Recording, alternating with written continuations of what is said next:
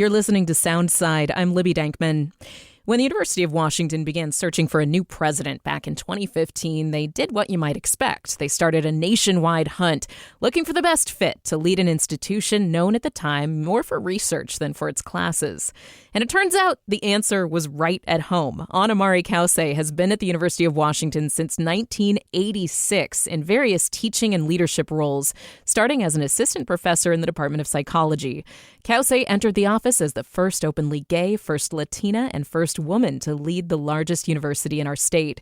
And during her time in office, the UW has changed a lot. There was a global pandemic and a move to online learning. Campus-wide pro-Palestine protests brought national attention to the school as students clashed with university administrators. Key for sports fans, the Huskies left the Pac-12 conference, joining the Big Ten.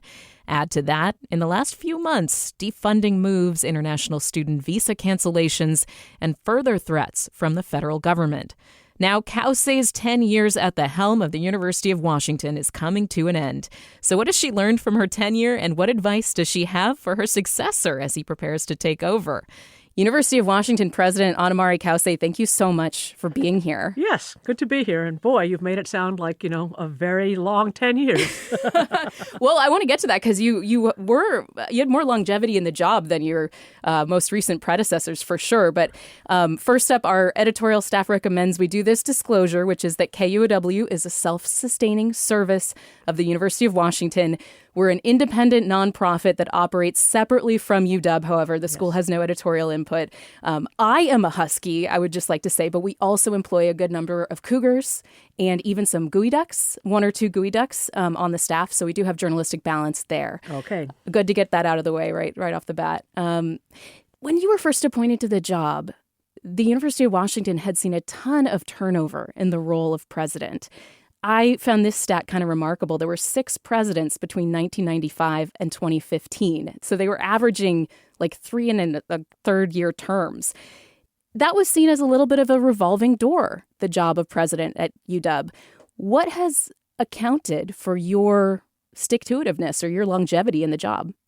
Well, I made a commitment, and I believe in, following through on commitments. That's, the kind of person I am. And I do think that in the ideal world, a 10-year term makes a lot of sense in the sense of it takes a while to, get up and running and continue. So, I made a commitment 5 years at a time. That's all that was asked, et cetera. But, I certainly came in thinking that if I did this, it would probably be for 10 years. Again, I've been at the university for 40 years. I mean, quite frankly, the fact that... As faculty and as the head of different departments. And yes, yeah. I came here in 1986. And quite frankly, being an internal president is probably rarer than being a Latina lesbian president. I think the thing is that for me, it wasn't like I came here to be president. I was here, and I was committed to being here, and I was committed to having my entire career here, which is, what happened. Not right away. When I came, I wasn't sure, but, at one point I did make the commitment that this was where I was going to stay. As an immigrant to this country, home means something to me, and this became my home. And so in that sense, there never was any question but that I was going to stay in the job. Yeah. Just so people know, your family left Cuba because of the revolution. You came to this country as a little girl, right? I was 3, yeah. 3 years old. When you became president, what sort of president did you want to be? And how did events and everything that, the job entails kind of change your mind about the role of the presidency? Well, when I became president, first of all, I was interim president first. And quite frankly, I wasn't sure that I wanted to stay in the job. And so one of the things that I did to kind of test that was I gave a talk on race and equity and launched the Race and Equity Initiative. And in that talk, I was very personal. I talked about coming out to my mother and her extremely negative reaction and how hurtful that was. But that at the same time, there was no question but that she loved me and, very much tried to talk about biases and prejudices as not a, you have this, so I'm going to rule you out, but rather as how can we get beyond our differences and how can we unite?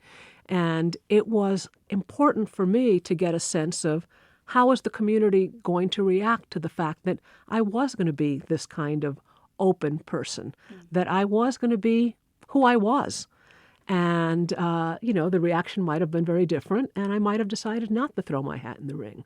But I very much felt that I wanted the presidency not to be something different, but to be a continuation of who I had been the whole time I was here.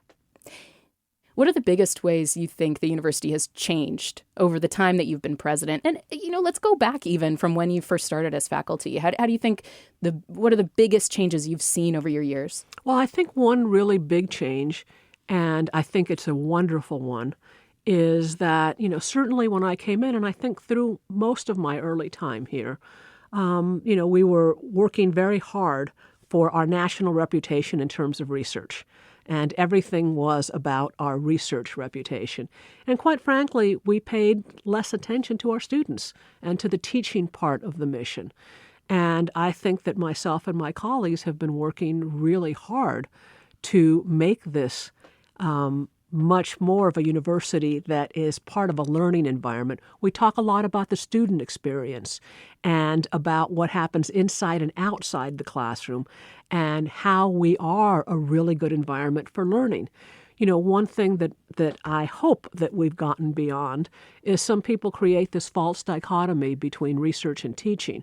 And quite frankly, I think the best teaching happens in a research environment. I tell students that all the time at convocation, that, throughout high school, they've been trying to learn the right answer. Now we want them to question the answer. Now we want them to ask the right questions to understand how knowledge is formed. I had one of my students in psychology who had been doing some teaching at various universities told me how interesting it was. She ended up doing some teaching at what I would call more of a teaching college.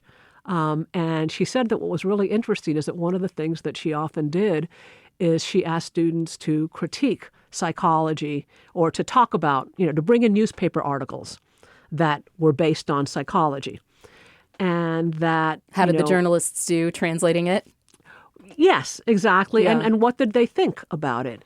And that at this teaching university, that often what it was discussions about the findings. How does this apply in this way or another? Whereas at the University of Washington, they immediately asked, what was the sample size? And what was the p-value? And again, that kind of orientation that you get in a research university is so important. I mean, knowledge is going like that. Yeah. I mean, we are learning things very quickly. By the time something is in a textbook, it's old. And at teaching universities, people teach to the textbook. Here I tell them that they are learning from professors that are going to be in the textbook 10 years from now. And they're learning research that's not in the textbooks yet.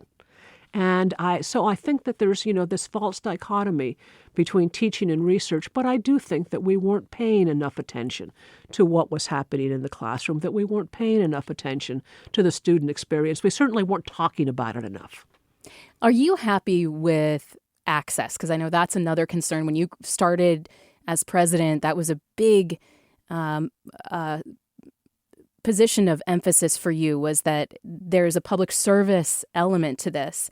And we always hear, that the University of Washington is getting harder to get into. It's more selective. How have you approached enrollment and access and the public service element of this university? Well, when I talk about access to excellence, my concern has primarily been the economic barrier, which is large. And a lot of that is focused on tuition. The truth is that actually the typical student spends more on housing and, and books, et cetera, than on tuition if they're in state. But the big barrier... I couldn't believe the bills, just buying the books. I couldn't believe it. Yeah. But the big barrier psychologically is tuition. And so while I was actually in a different position at the time, I was executive vice provost, I helped to launch the Husky Promise.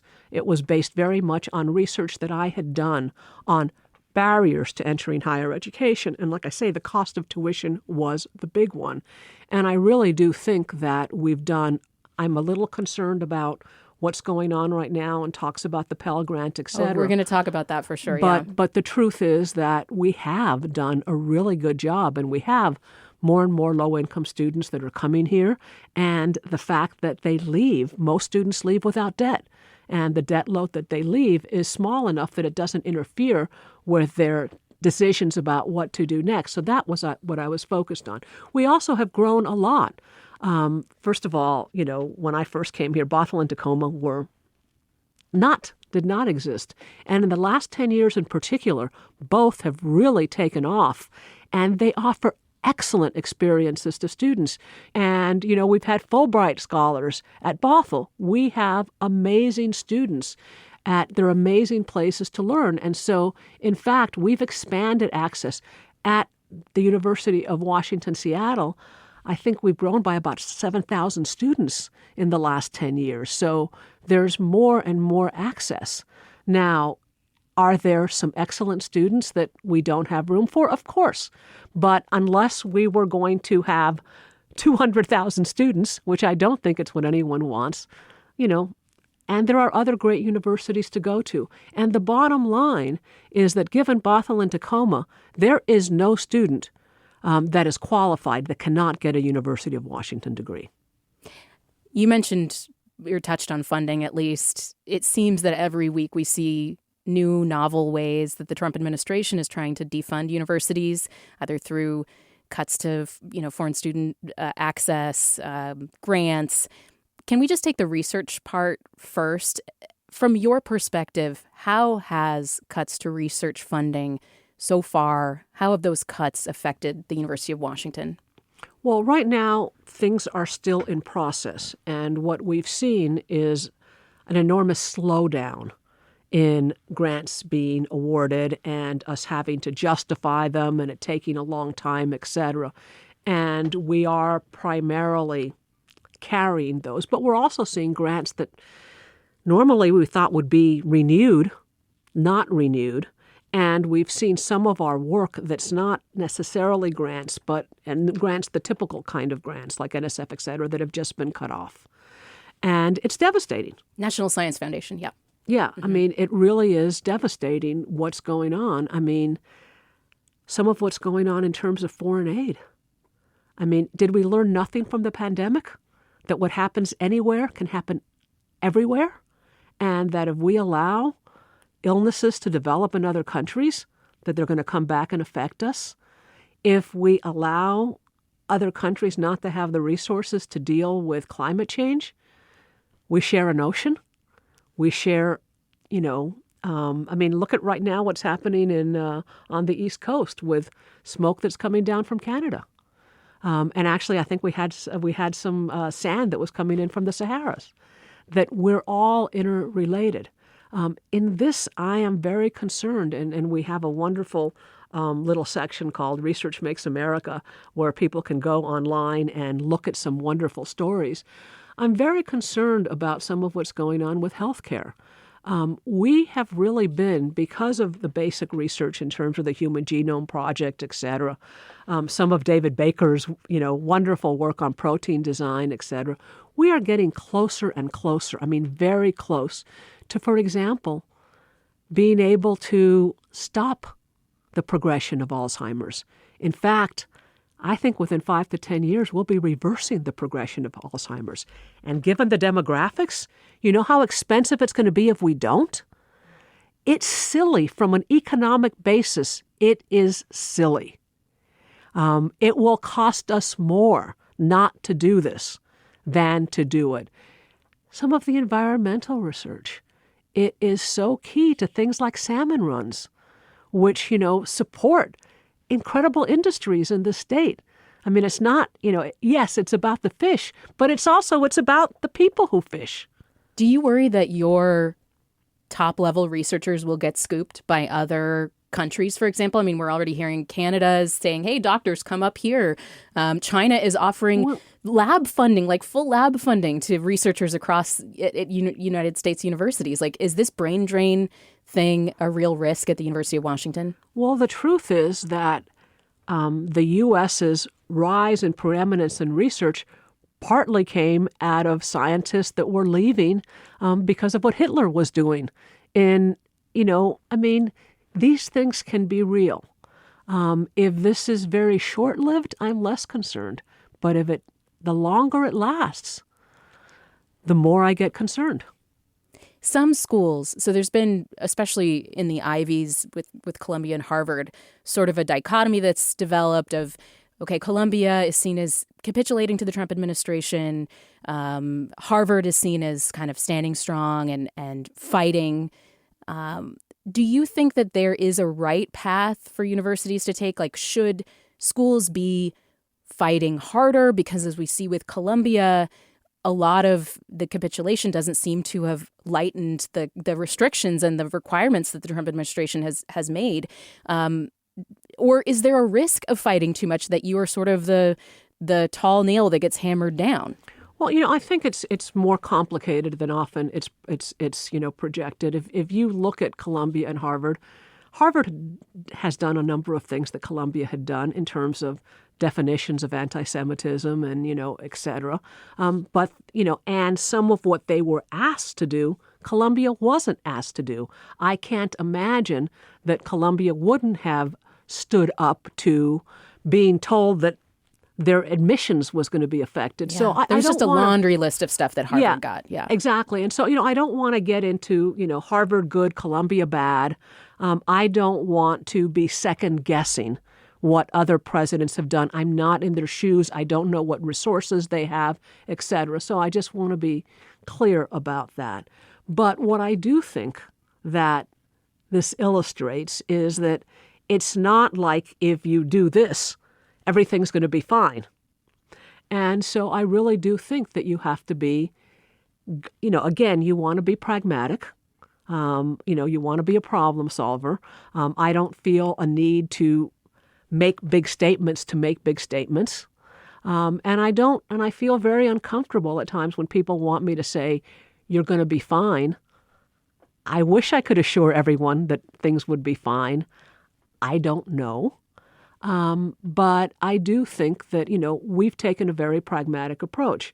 If you look, we've joined a number of injunctions and lawsuits, et cetera, on things like when all of a sudden indirect costs were changed, et cetera. We have joined with our peers.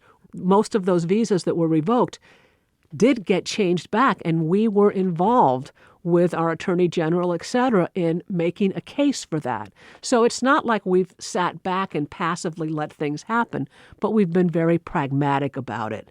In other words, let's do things that matter, not just make statements to make people feel good.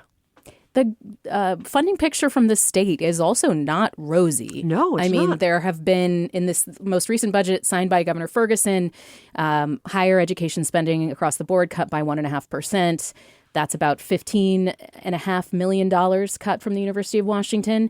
You had shared it was actually more than that. Oh, yeah, please. Mm-hmm. Because there's also this complicated thing called the fund split, which has to do when raises come in and the state makes definitions about raises to unions, et cetera, who pays for them.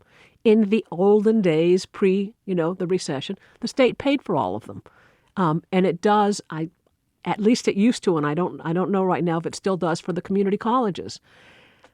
We had our fund split got cut way back, and we've been trying to move it back up to where the state, and they've moved it back down again.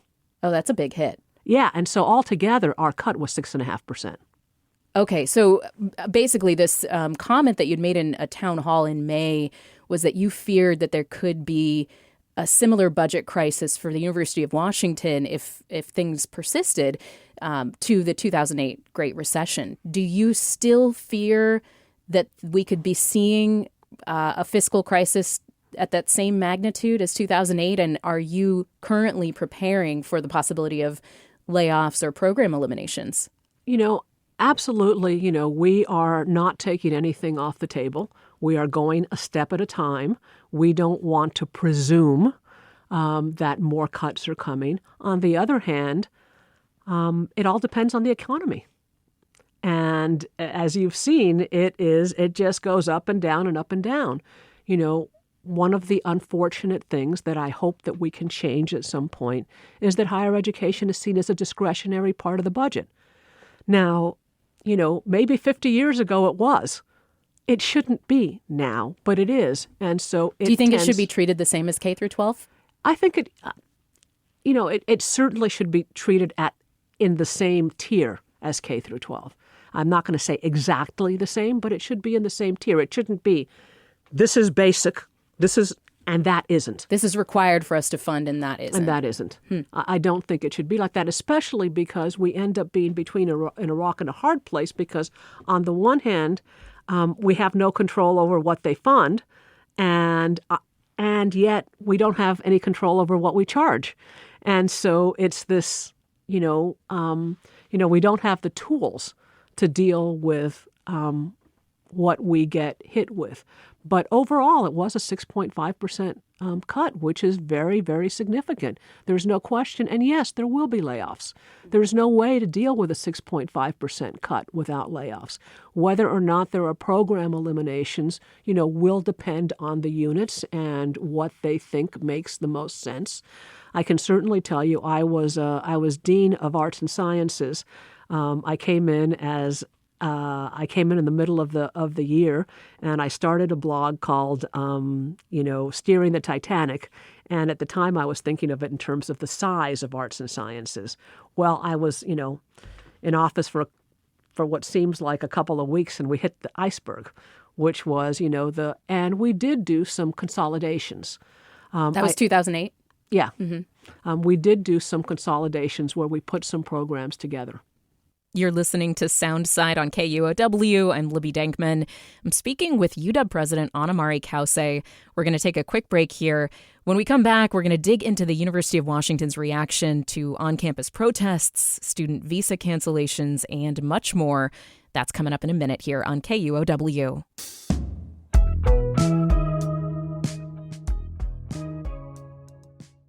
You're listening to Soundside. I'm Libby Dankman, and welcome back. I'm continuing my conversation with University of Washington President Mari Cauce. After 10 years in office, Cauce will step down as president next month. So I want to move to on-campus protests. Mm-hmm. Last month, the University of Washington received a notice that the Federal Task Force to Combat Anti-Semitism had initiated a review of federal grants and contracts at the university. This came after a group of students occupied an engineering building on campus, calling for the school to cut ties with Boeing over its defense contracts with the federal government and Israel.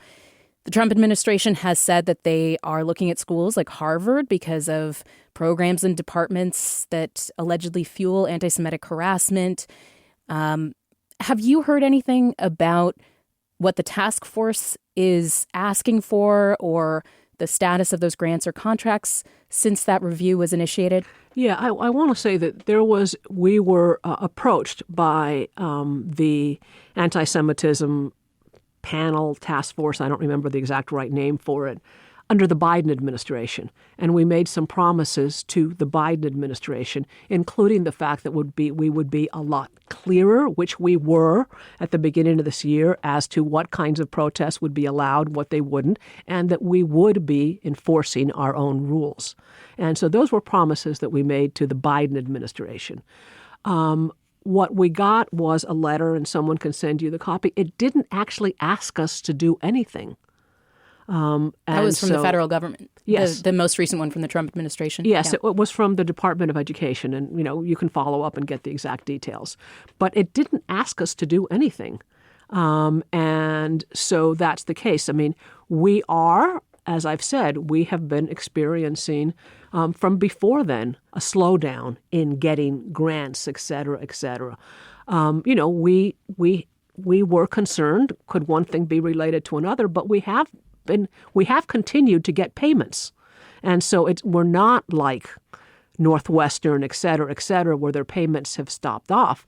They are slower, but we are continuing to get payments. So hard to, we're reading tea leaves as, whether this has played any role or not. But we are continuing. We are not in the same boat as Harvard and Brown and Northwestern, where their payments have been stopped altogether. 21 students were suspended. A statement from the University of Washington said that UW PD had referred 33 people to the King County Prosecutor's Office. The prosecutor's office has said that there is some confusion about how many cases. They're asking for more evidence, things like that. The group behind the protest is called Students United for Palestinian Equality and Return, Super UW. They have demanded that any charges be dropped and that suspensions be overturned. Now, there was from what I recall, a different level of reaction from the university when the hub, the Husky Union building, was taken over by protesters last spring. And I wonder, how has the UW kind of changed its approach? I heard you say that you were being more clear about what protest is being allowed. How have you kind of approached this year addressing on-campus protest, and how is it compared to how last year was handled? Well, first of all, I mean, all decisions are made partly in the context of what's happened in the past. And this, as I say, Super has done this before. And so when you do it again and again, it's a different response than when you've done it once. And so that absolutely plays a role in all this. But also, the destruction in the hub was really awful. No question about it. And I really do think that what happened there was the beginning of changing the tone and the tolerance for the protest on campus, not in terms of administration, but from the student body as a whole. I mean, that was a student building. And there's graffiti on the walls. The paintings Daily were covered defaced. this. Exactly. Yeah. Well, and Daily reporters felt intimidated. There's no question about it. It was really, and like I say, I think it began to sour people on that form of protest. It was not what I would call civil disobedience. But that still paled compared to what happened with IEB. I mean, we're talking about fires being set. That's the engineering building that was occupied in May. Yes. We're talking about fires being set close to buildings with people in them, and then scooters being thrown in so that, they have those batteries. Those batteries that were going off every place. I mean, we were seriously concerned about a building being set on fire. The fire response was called, and they tried to block it. They tried to block emergency responders from coming in. There were buses that were stopped with people in them, and it was a hot day. I mean, they super glued doors so that people couldn't get out. At the end, there was over $1 million worth of damage. Okay, and then within hours of the arrests, they put out a notice saying that they plan to escalate even further. And 2 days later, they did, in fact, attack the building again. So this required a different level of response, is what you're saying, from what... There's no question. Yeah. I mean, the potential for danger here was so incredibly high. There was no way not to. And it was also very clear. I mean, the other part of this was that we made crystal clear to students at the beginning of this year, during orientation, etc., that following our rules around protest, and we sent them out, was a condition of enrollment. We were crystal clear. I think because there is such a history of civil disobedience, as you say, in the course of events on college campuses, that there is a line that you have to walk as an administrator, you're very well aware of it, between allowing for free speech, allowing for students to express themselves and their deeply held political beliefs, and saying this is the line that is too far and this has to be cracked down on. I mean, how do you navigate that? I have been one of the strongest advocates for free speech that you will ever find. I mean, as you know, my brother was murdered by right-wing extremists, by members of the Klan and Nazi Party, and I allowed right-wing extremists to come talk on this campus. I am 100%. My parents left Cuba in part so that we could live someplace that was free. I believe this with all my heart and all my soul. Nobody on this campus has been in any way, shape, or form punished for speech. Actions are another story. When you talk to students who are bringing to you, here's why we believe that the university should cut ties with Boeing, what do you say to them? The issue is that it's a weapons contractor and its role in what's happening in Gaza. Here's what I would, look, there is no question. We can disagree.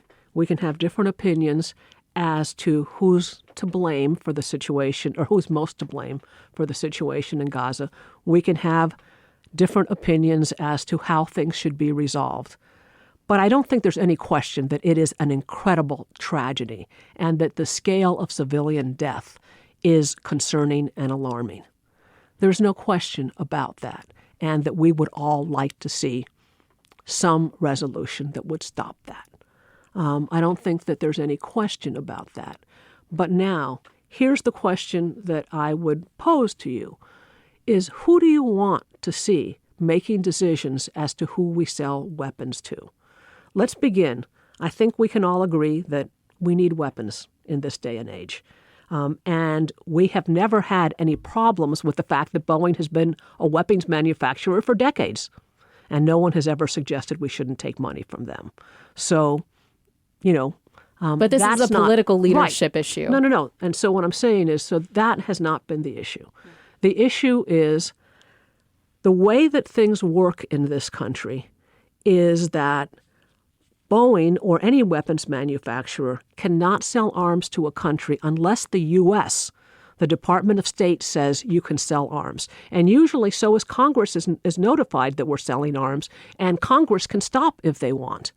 Now, my question is, all these people who express such deep cynicism about corporate America, who do they want making a decision as to who we sell arms to? Do they want it to be corporate executives, or do they want it to be the U.S. government? I say it should be the U.S. government, and then we have recourse through the elective process to try and change U.S. policy. It should not be the executive of a company that decides who our allies are and who our enemies are. For example, we sell arms to Saudi Arabia. Do we want, let's say that we have a weapons manufacturer who is Islamophobic and says, oh no, I won't sell. We don't want those decisions about our foreign policy to be made by corporate executives. We want them to be made by the U.S. government, and when we disagree, we have recourse. Just because we have limited time, I want to get to a couple other issues and kind of have a moment of looking forward as well. International students, obviously a huge part of the lifeblood of University of Washington. It was like that when I graduated in 2007. It is like that today. We are hearing that the Secretary of State, Marco Rubio, endorsed, quote, aggressively revoking visas for Chinese students, including those with connections to the Chinese Communist Party or studying in critical fields. Last week, the president signed a proclamation suspending international visas for students at Harvard. That's been blocked by a judge temporarily. Just quickly, again, because we only have a couple minutes left, if we do see this continue to escalate, how does it impact UW, and what's your reaction to what's been going on? Well, we, the University, Washington State, and we are the university for all of Washington State, is one of the most trade-dependent states in this country. If you are a Washington resident and, you never move out of the state, you are working with multinational companies all the time. And having the experience of working with international students, of studying abroad, of these cultural exchanges, makes you better prepared, both for the world as a citizen and also in terms of your jobs. And so I think it would be absolutely disastrous for us to close the door that way. What advice would you have in our final minute here, as though you could fit it all in 1 minute? What advice would you have for the next president of the University of Washington, who is Robert Jones. He's going to be coming here, previously the Chancellor of the University of Illinois, Urbana-Champaign. What would you, or I'm sure you've had personal conversations with him already, but what can you tell us on the radio about what you've advised him for his role? I actually think he's going to be an absolute wonderful president. And this is advice that he doesn't need from me because that's the way he is, which is you have to stay steady. I think that it's very easy to get distracted and to get carried away by one extreme thing or the other extreme thing and to bounce from one thing to another. And I think that the real key is to stay steady, to be able to evaluate. It's not that sometimes you don't feel things very strongly, but I had a Native American student many years ago who told me that his grandmother had told him once that it was important to act from his heart, but that first he needed to have it go through his brain. Okay, so he needed to act from the heart, but that before it came out his mouth, it had to go through his brain. Oh, if only my grandmother had told me that. And so there are moments when I sit there and tell myself, do the loop, when I'm, definitely want to say something, but I say, do the loop, let it go through your brain. And I think that it's really important to be steady. And the other thing is that we have an incredibly great group of leaders at this university, and to listen to, we have a fabulous community, and then to do what he thinks is right. And I think that Robert is very much that kind of person. Just one more question for you. Will we still see you teaching around here? What is your plan next? I mean, what's your... Well, I have not taken a sabbatical or leave since 1989. Well, I guess you're due then. And so I am going to take some time. I will certainly be available to consult or whatever. But I definitely want to do some writing, and I may well teach. I used to teach a freshman seminar until all the craziness started setting in, and so I may go back and do that again. Well, University of Washington President Mari Cauce, thank you very much for being here, and congratulations on your first sabbatical in, what is that, 40 plus? Yeah, actually, at this point, it's an administrative leave. Your first administrative leave in quite some time. Yeah. Really appreciate you sitting down with me. Thank you. Okay, thank you. Thanks for listening to Soundside. By the way, this show is only possible because listeners support us. If you are able to give right now, check out the show notes for a link to donate. And don't forget, you can listen live on KUOW 94.9 FM Seattle at noon and 8 p.m. Monday through Thursday, or anytime online at KUOW.org.